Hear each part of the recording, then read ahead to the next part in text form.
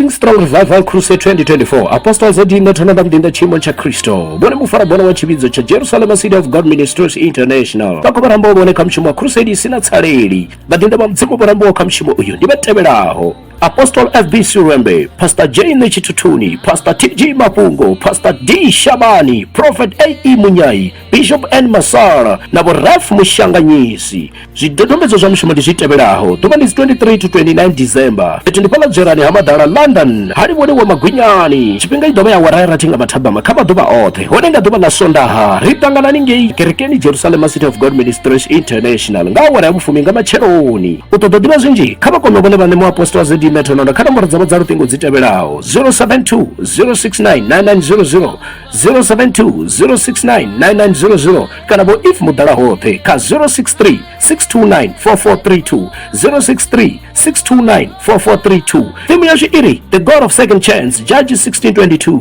Ritangana Haninge Dzwerani Hamadara London Finishing Strong Revival Crusade 2024.